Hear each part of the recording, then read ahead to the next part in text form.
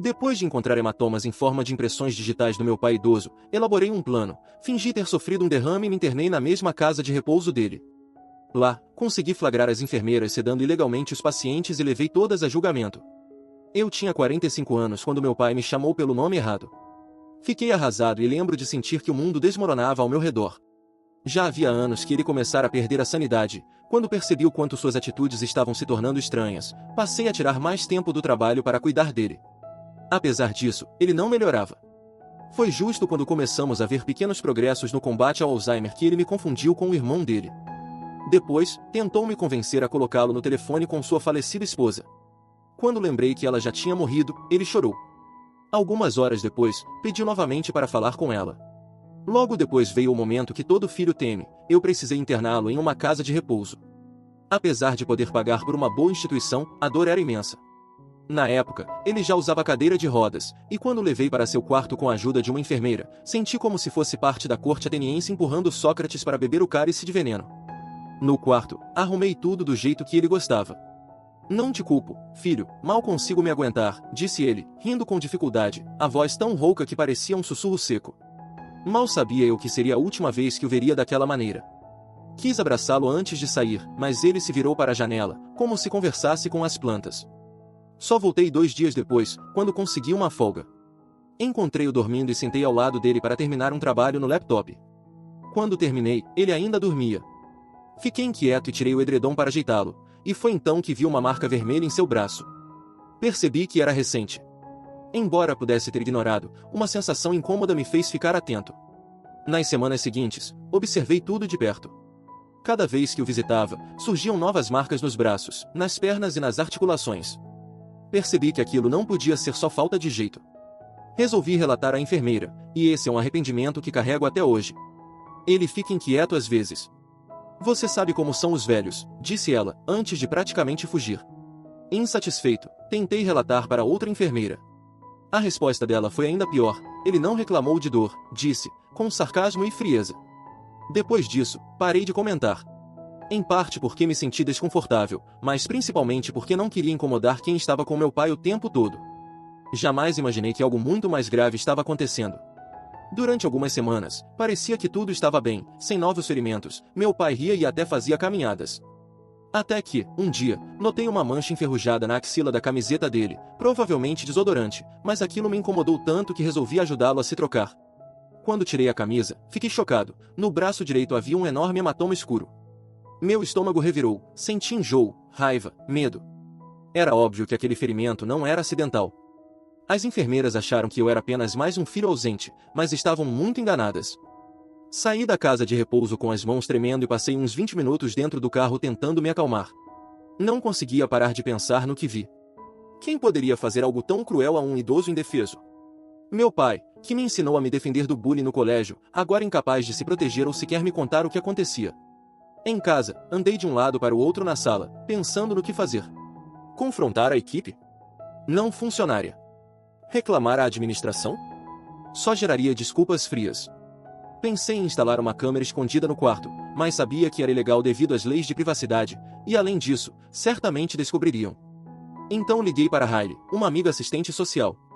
Ela explicou que eu poderia fazer uma denúncia para agências estaduais, mas investigações assim poderiam levar meses, e sem provas sólidas, talvez nada acontecesse.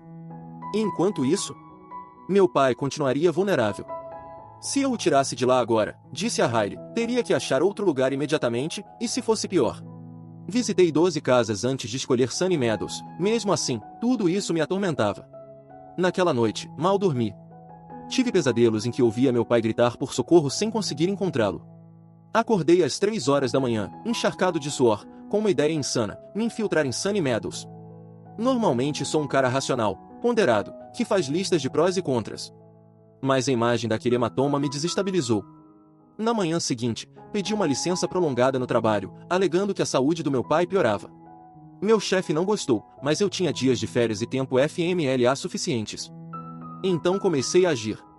Descobri que Sunny Meadows tinha uma ala de reabilitação para estadias de curto prazo, para pessoas em recuperação de cirurgias ou lesões, não apenas para residentes permanentes com problemas de memória como meu pai.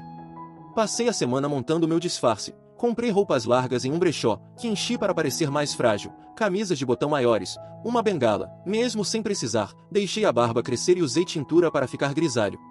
Criei também uma identidade falsa, Charles Wilson. Fiz uma conta de e-mail falsa, fingindo ser o Dr. Thompson, de um hospital fictício da cidade vizinha, e mandei uma mensagem para o diretor médico da Sunny Meadows, Dr. Patel. No e-mail, expliquei que meu paciente precisava de internação de curto prazo para se recuperar de um pequeno derrame. Achei que, se eles tentassem confirmar a história, encontrariam um beco sem saída. Mas, para minha surpresa, funcionou. O consultório do Dr. Patel respondeu rapidamente e me enviaram os formulários de admissão em nome de Charles Wilson. Passei horas montando um histórico médico convincente.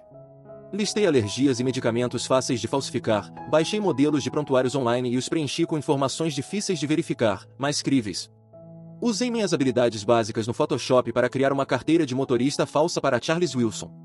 Ela não resistiria a uma análise rigorosa, mas era suficiente para a papelada inicial de internação.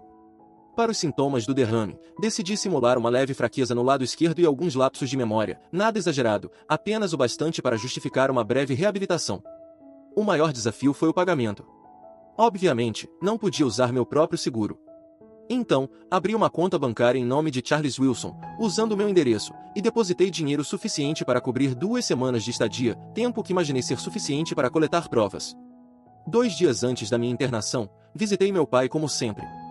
Ele dormiu quase toda a visita, o que já era preocupante. Quando acordou, estava ainda mais grogue e desorientado. Verificando seus braços, encontrei 2 novos hematomas no antebraço, parecendo marcas de dedos. Fotografei tudo com meu celular, garantindo imagens nítidas. Para os sintomas do derrame, decidi simular uma leve fraqueza no lado esquerdo e alguns lapsos de memória, nada exagerado, apenas o bastante para justificar uma breve reabilitação. O maior desafio foi o pagamento. Obviamente, não podia usar meu próprio seguro. Então, abri uma conta bancária em nome de Charles Wilson, usando meu endereço, e depositei dinheiro suficiente para cobrir 2 semanas de estadia, tempo que imaginei ser suficiente para coletar provas. 2 dias antes da minha internação, visitei meu pai como sempre. Ele dormiu quase toda a visita, o que já era preocupante. Quando acordou, estava ainda mais grogue e desorientado. Verificando seus braços, encontrei 2 novos hematomas no antebraço, parecendo marcas de dedos. Fotografei tudo com meu celular, garantindo imagens nítidas. Contei a ele que talvez ficasse alguns dias sem visitá-lo por causa do trabalho, mas estaria pensando nele. Ele apenas me olhou, sem expressão, e perguntou quando James viria visitá-lo, partindo meu coração mais uma vez. Eu apenas respondi que James viria em breve. No dia da minha admissão, o nervosismo tomou conta. Passei horas ensaiando meus sintomas, arrastar discretamente o pé esquerdo, manter o braço rígido e parecer confuso diante de perguntas simples. Assisti a vários vídeos sobre recuperação de AVC para imitar de maneira realista. Minha amiga Hailey me levou a Sunny Meadows. Achava meu plano insano, mas concordou em ajudar. Como tinha feito teatro comunitário na faculdade, entrou no personagem de sobrinha preocupada. Ajudou a preencher a papelada, corrigindo algumas respostas para reforçar a ideia de que eu tinha lapsos de memória desde o derrame. A enfermeira de admissões, Karma, que eu não conhecia das visitas ao meu pai, pareceu acreditar. Profissional e distante, mal olhou para mim enquanto revisava a documentação. Quando pediu meu seguro, Hailey explicou que pagaríamos do próprio bolso até resolver os trâmites. Ao receber o cheque administrativo da primeira semana, Karma ficou satisfeita. O tour pela ala de reabilitação foi breve e impessoal. Notei que ela ficava separada da unidade de cuidados de memória, onde meu pai estava, embora compartilhassem algumas áreas comuns e equipe. Meu quarto era pequeno, mas privativo, algo que fiz questão de garantir para evitar um colega de quarto que pudesse perceber meu disfarce. Depois que Riley foi embora, prometendo visitar em breve, fiquei sentado na beira da cama, sentindo-me completamente perdido. No fundo, sabia que poderia me meter em grandes problemas. Mas lembrar do hematoma no braço do meu pai reforçou minha determinação. Eu precisava descobrir o que estava acontecendo. A primeira noite foi tranquila.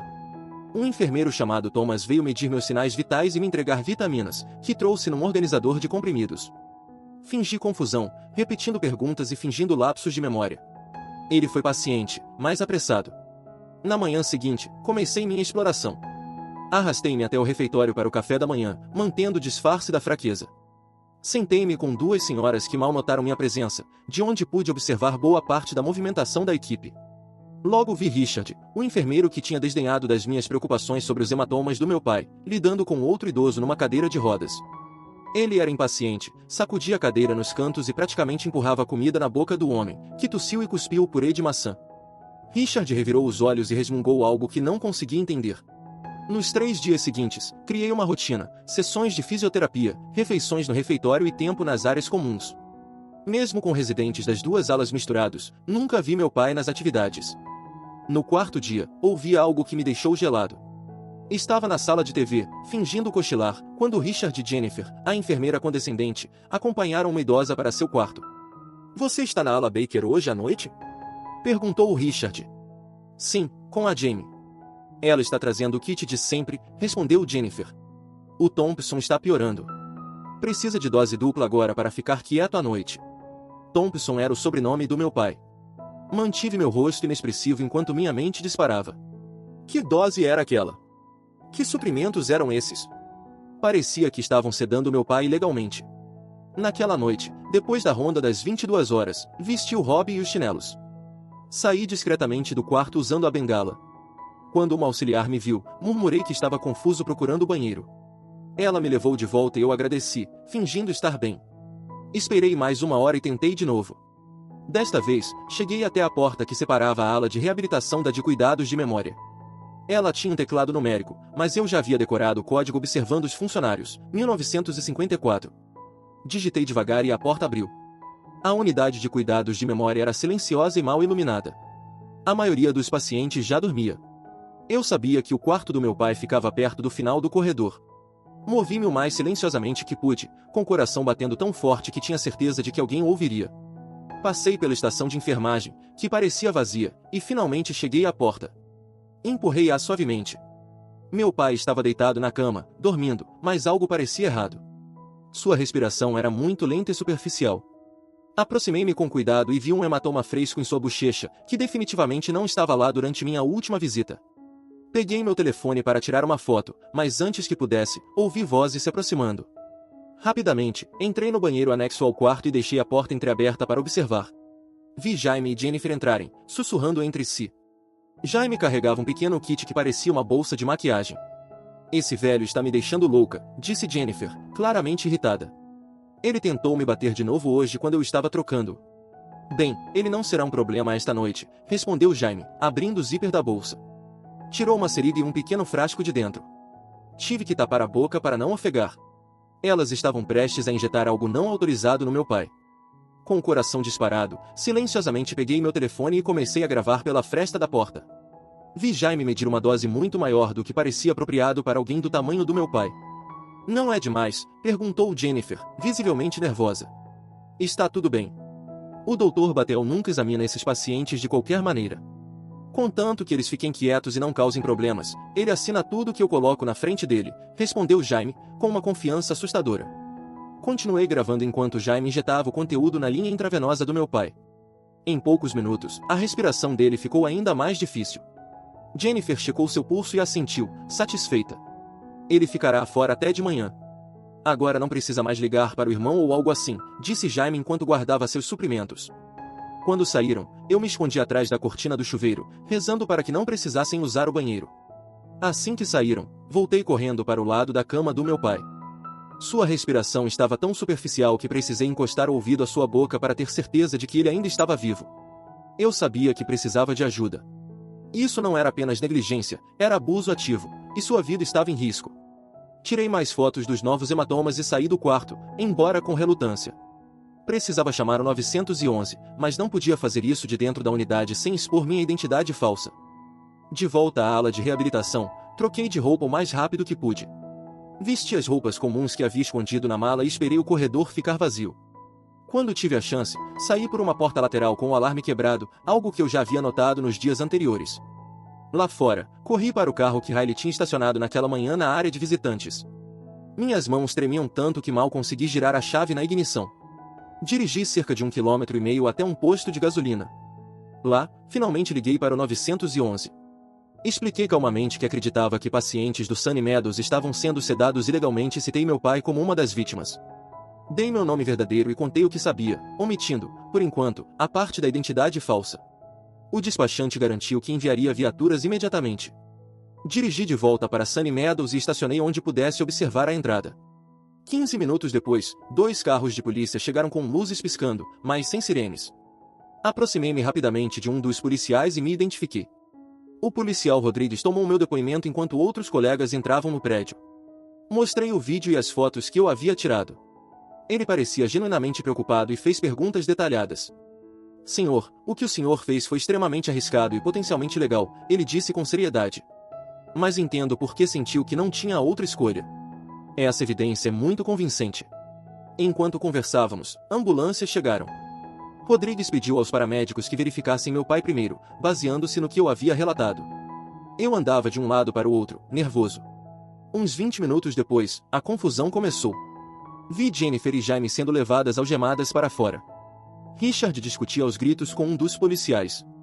Patrícia, a diretora da unidade, chegou depois, parecendo completamente chocada. Os paramédicos trouxeram meu pai em uma maca. Corri até ele, o coração na garganta.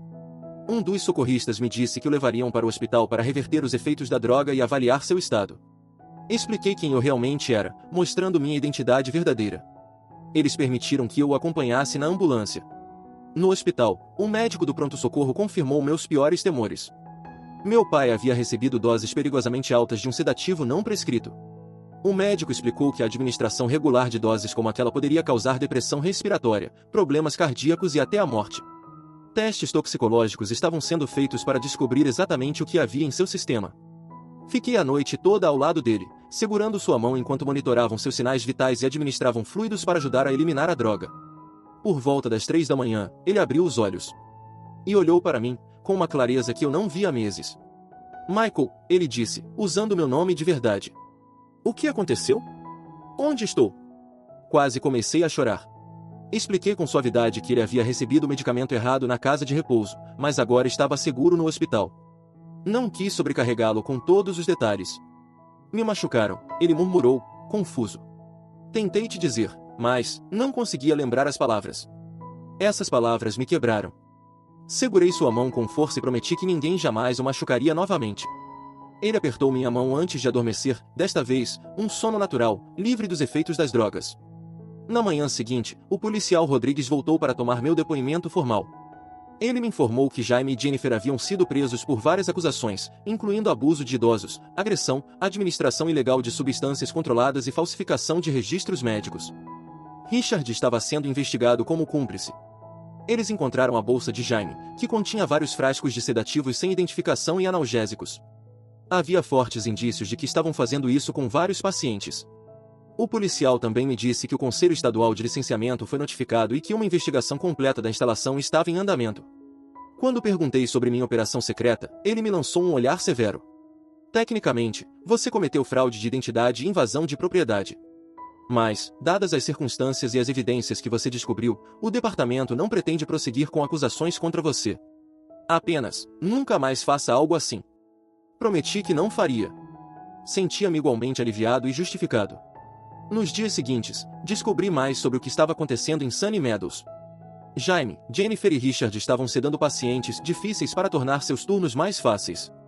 Alvejavam especialmente residentes com demência ou outros problemas cognitivos, que não conseguiam relatar de forma confiável o que lhes acontecia.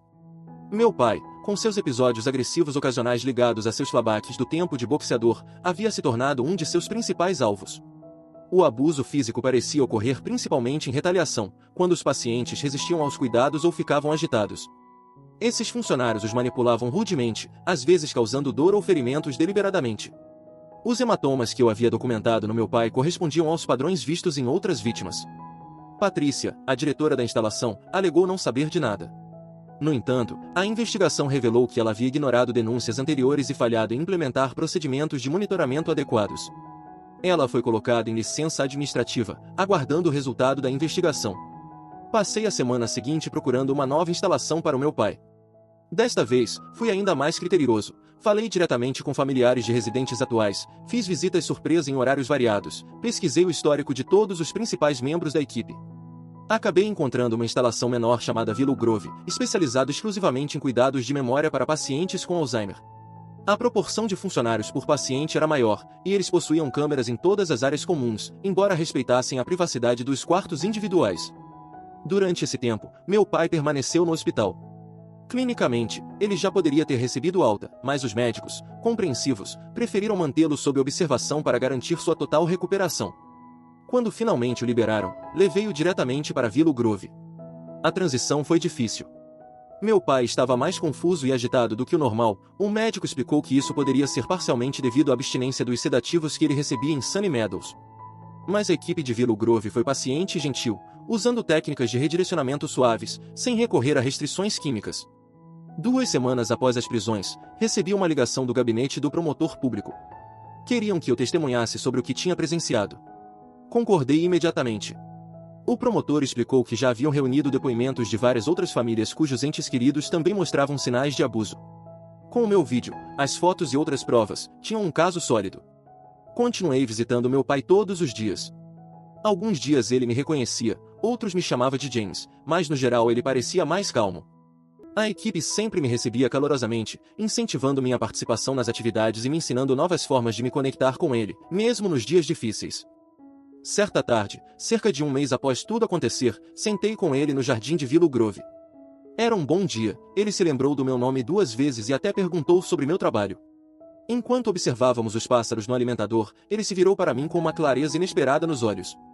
Você sabe, eu me lembro de algumas coisas, disse ele, devagar. Não de tudo, mas eu me lembro de ter sentido medo, e agora não sinto mais. Eu não sabia o que dizer. Apenas segurei sua mão, sentindo uma mistura de gratidão por ele estar seguro e raiva persistente pelo que ele havia sofrido. Você sempre foi um bom filho, Michael, continuou, novamente usando meu nome. Sua mãe ficaria orgulhosa de você. Naquela noite, dirigindo para a casa de Willow Grove, finalmente me permiti chorar. Chorar de verdade. Não apenas pelo que aconteceu, mas por tudo que perdemos para o Alzheimer, e pela pequena vitória de ter salvo meu pai daqueles que deveriam cuidar dele, mas que traíram essa confiança da pior forma. O caso contra Jaime, Jennifer e Richard avançava. Patrícia também enfrentava acusações de negligência e falha em relatar suspeitas de abuso. O Estado implementou uma supervisão emergencial em Sunny Meadows, com uma administração temporária decidindo se a instalação poderia permanecer aberta. Voltei a trabalhar meio período, organizando minha agenda para visitar meu pai regularmente. Meu chefe, surpreendentemente compreensivo, até organizou uma coleta entre os colegas para comprar jogos e materiais de arte para os residentes de Willow Grove. Os hematomas do meu pai desapareceram, mas as cicatrizes emocionais levariam mais tempo para se curar, para nós dois. Ainda assim, saber que as pessoas que o machucaram enfrentariam a justiça me dava alguma paz. Vê-lo seguro e bem cuidado fazia tudo valer a pena. Meu pai pode nem sempre lembrar quem eu sou, mas eu nunca esquecerei quem ele é. Meu herói, que merece dignidade e respeito, especialmente agora que não pode mais exigir isso por si mesmo. Quando o dia do julgamento finalmente chegou, eu estava um caco de nervos. Troquei de camisa 3 vezes porque suava sem parar. O promotor me preparou muito bem, mas meu estômago ainda dava cambalhotas quando entrei naquele tribunal. Jaime, Jennifer e Richard estavam sentados na mesa da defesa, parecendo pessoas completamente diferentes das que eu conhecera. Seus uniformes foram substituídos por trajes formais, mas nada poderia esconder o que eles haviam feito. O traje formal de Jaime, Jennifer e Richard quase os fazia parecer respeitáveis. Foi chocante vê-los tentando parecer inocentes, sabendo exatamente o que haviam feito. O tribunal era menor do que eu imaginava, sem tetos altos ou carpintaria sofisticada como na TV, apenas uma sala comum, com iluminação fluorescente e bancos desconfortáveis. A juíza, uma mulher de aparência severa, na casa dos 60 anos, tinha uma postura séria que ficou evidente desde o início do processo. Quando chegou minha vez de testemunhar, minhas pernas pareciam que iam ceder enquanto eu caminhava até o banco das testemunhas. O promotor já tinha minhas fotos e vídeos prontos como evidência. Descrevi como encontrei os hematomas no meu pai, minhas tentativas frustradas de obter respostas da equipe, por fim, o plano secreto que montei em desespero. Senti o olhar de Jaime em mim o tempo todo, mas mantive o foco em responder claramente as perguntas. Este é o vídeo que você gravou na noite em questão? Perguntou o promotor, exibindo minha filmagem trêmula, mostrando Jaime injetando algo no acesso intravenoso do meu pai enquanto Jennifer observava. Sim. Foi exatamente isso que eu testemunhei, confirmei. O advogado de defesa tentou arduamente me desacreditar.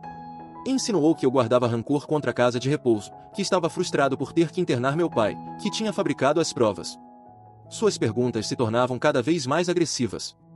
Então, você cometeu fraude de identidade para acessar uma instalação médica, apresentou-se falsamente como paciente e invadiu áreas não autorizadas. Isso é correto, Sr. Thompson? Disse ele, com um sorriso sarcástico. Sim, admiti. Porque todos os canais adequados falharam, e meu pai estava sendo abusado. Objeção, tentativa de justificar a infração, disparou o advogado de defesa. Indeferido, respondeu a juíza, lançando-me um olhar firme. A testemunha pode explicar suas ações. Após meu testemunho, várias testemunhas especializadas foram chamadas. Um toxicologista confirmou que as substâncias no organismo do meu pai correspondiam aos frascos encontrados na bolsa de Jaime. Um geriatra explicou os perigos de dosagens como aquelas em pacientes idosos. Uma ex-enfermeira de Sunny Meadows relatou que havia alertado Patrícia sobre maus-tratos várias vezes, mas foi ignorada. O julgamento durou 3 semanas. Eu compareci a cada dia, embora meu chefe começasse a perder a paciência com minhas ausências.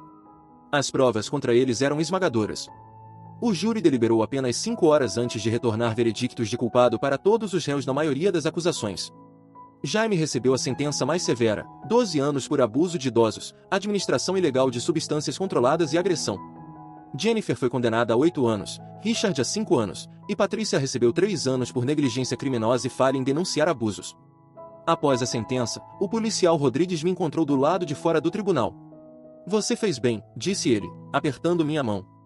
Seu pai ficaria orgulhoso. Eu apenas assenti, sem confiar na minha voz. Todo o processo foi exaustivo, mas saber que aquelas pessoas seriam responsabilizadas trouxe um pouco de paz.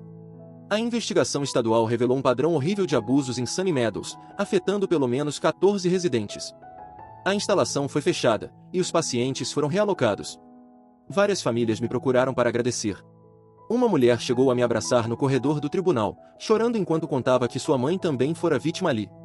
Enquanto isso, meu pai continuava tendo dias bons e ruins em Willow Grove. A equipe era verdadeiramente maravilhosa. Maria, uma enfermeira atenciosa, tinha um jeito especial com ele. Trazia balas de hortelã-pimenta, suas favoritas, e sentava ao seu lado olhando álbuns de fotos antigos, acalmando-o sem recorrer a medicações excessivas. 6 meses depois do fim do julgamento, durante uma visita, meu pai teve um de seus dias mais lúcidos. Sentados no jardim, ele se lembrou de uma pescaria que fizemos quando eu tinha 12 anos. "Você pegou aquela truta enorme e ficou tão animado que caiu no rio", ele riu. Sua mãe ficou furiosa com a lama no carro. Eu mal pude acreditar que ele lembrava de algo tão específico. "Pai, posso te perguntar uma coisa?" Perguntei com cuidado. "Você se lembra de Sunny Meadows?" A expressão dele mudou. Seus olhos escureceram, as mãos tremeram levemente. "Aquele lugar escuro", murmurou. "Eles me machucavam lá, mas você me salvou." Fiquei atordoado. "Você se lembra?" Ele assentiu, devagar. "Nem tudo, mas me lembro do medo, e então você veio e me levou embora." Ele estendeu a mão e a colocou sobre a minha. "Você sempre cuidou de mim, James." Ali estava, a clareza, embora breve. Não o corrigi. Apenas apertei sua mão e disse que sempre cuidaria dele. Naquela noite, chorei no carro. Não apenas pela tristeza de vê-lo assim, mas também pelo alívio. Ele sabia que eu o salvei, mesmo confundindo meu nome. Naquela época, enfrentei uma grande decisão. Minha empresa estava reduzindo o quadro de funcionários e me ofereceram uma indenização. Depois de tantas ausências e depois do julgamento, acho que me consideraram um alvo fácil. Para a surpresa deles, aceitei imediatamente. Com as economias e a indenização, calculei que poderia passar cerca de 1 ano sem precisar trabalhar. Usei esse tempo para ser voluntário em Willow Grove.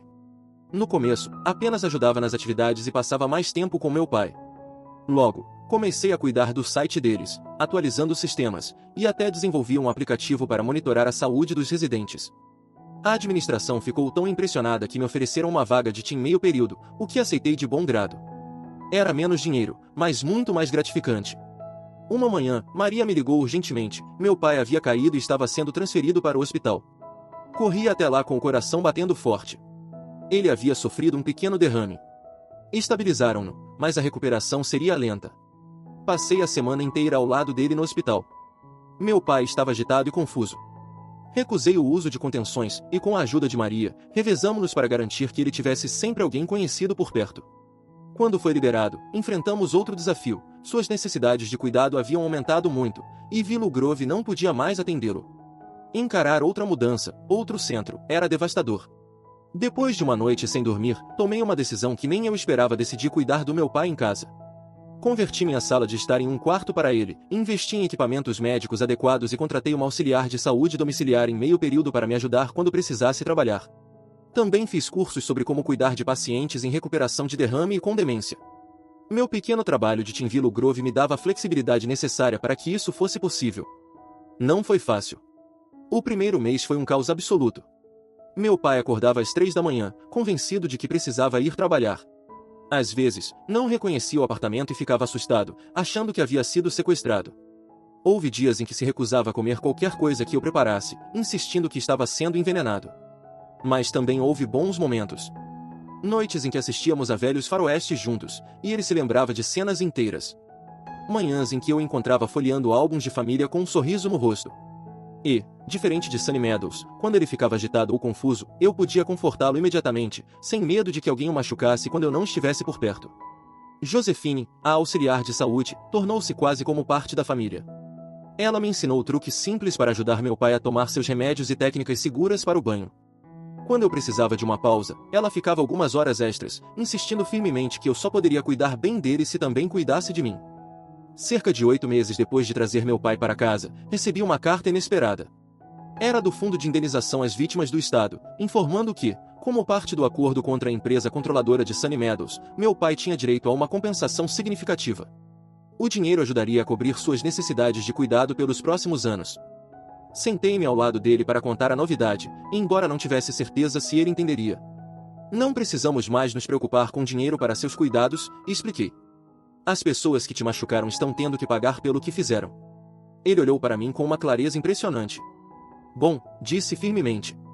Eles eram pessoas más. Então ele apontou para uma foto dele e da minha mãe, do dia do casamento. Você viu a Marta ultimamente? Ela deve voltar do trabalho em breve. E assim, de repente, ele se perdeu novamente, preso em um tempo que já tinha passado há 40 anos. Mas estava seguro, e tão confortável quanto eu podia proporcionar. Na semana passada, comemoramos o aniversário de 78 anos do papai. Foi uma reunião pequena, apenas eu, Josephine, Maria, de Grove, e Riley, que permaneceu uma amiga fiel durante toda essa jornada. Papai estava tendo um bom dia e parecia realmente se divertir, rindo das piadas de Riley e comendo 2 fatias de bolo de chocolate. Depois que todos foram embora, nos sentamos na pequena varanda do meu apartamento, onde eu havia instalado um balanço. A sala de estar, agora parcialmente convertida no quarto dele, ainda dava acesso à varanda pela porta de correr. Ele olhou para o pôr do sol com uma expressão pacífica. Você é um bom menino, disse de repente, dando um tapinha no meu joelho. Nem sempre me lembro do seu nome, mas sei que você é um bom menino. Obrigado, pai, respondi, a voz embargada. Já te contei sobre a vez em que seu avô me ensinou a pescar? Perguntou. Conte de novo, disse eu, mesmo já tendo ouvido a história dezenas de vezes. Enquanto ele começava a recontar aquela memória antiga, percebi algo muito importante: o pesadelo em Sunny Meadows me mudará para sempre. Eu não podia curar o Alzheimer do meu pai. Não podia devolver a ele as memórias que estavam desaparecendo. Mas podia garantir que o tempo que lhe restava fosse vivido com dignidade, segurança e amor. Às vezes, quando olho para meu pai, ainda vejo o super-herói que me ensinou a andar de bicicleta e espantou os monstros debaixo da minha cama. Outras vezes, vejo um homem vulnerável que precisa da minha proteção. Mas, sempre, vejo alguém por quem vale a pena lutar. E, se eu tivesse que fazer tudo de novo, a operação secreta, o julgamento, desistir da minha carreira, eu faria isso sem pensar 2 vezes. Curtiu a história? Então segue para mais histórias insanas do Reddit.